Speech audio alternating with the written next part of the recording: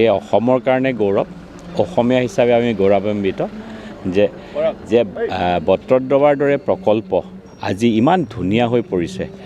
অসমৰ মাননীয় মুখ্যমন্ত্ৰী ডাঙৰীয়াৰ প্ৰচেষ্টাত আমাৰ গুৰুজনাক বিশ্ব দৰবাৰলৈ লৈ যোৱাৰ যি মানসিকতা, যি আগ্ৰহ তেখেতে দেখুৱাইছে, অসমবাসীয়ে চিৰযুগলৈ তেখেতক মনত ৰাখিব।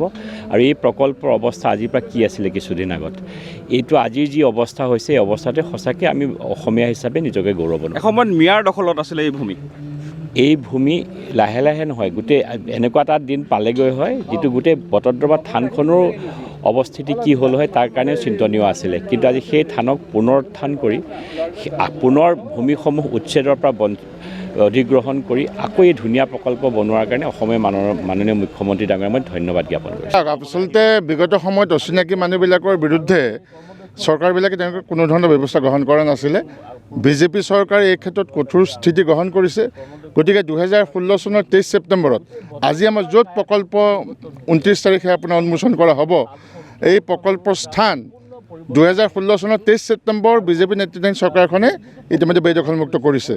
আৰু বৰ্তমানৰ মুখ্যমন্ত্ৰী ডক্টৰ হিমন্ত বিশ্ব শৰ্মা ডাঙৰীয়াৰ সদিচ্ছাৰ আন্তৰিকতাৰ ফলত আজি এটা বাস্তৱ ৰূপ পাইছে। আৰু এইটো আচলতে অসমীয়া জাতিৰ বাবে এটা মাইলৰ খুঁটিত পৰিণত হৈছে।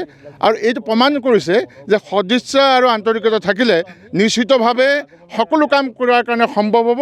আৰু আমি অসমীয়া জাতিৰ জনক মহাপুৰুষ শ্ৰীমন্ত শংকৰদেৱ গুৰুজনাৰ প্ৰতি যি সন্মান প্ৰকৃতাৰ্থত বিজেপি নেতৃত্বাধীন চৰকাৰখনে কৰিছে, সেইটো আজি বাস্তৱত প্ৰকাশ পাইছে। তাৰমানে চাওক, এইটো এটা বটদ্ৰৱাৰ শিৰৰ মুকুটৰ দৰে বটদ্ৰৱাৰ গুৰুজনাৰ জন্মস্থানত এটা সোণত সুৱগা চৰাৰ দৰে এটা প্ৰকল্প হৈছে।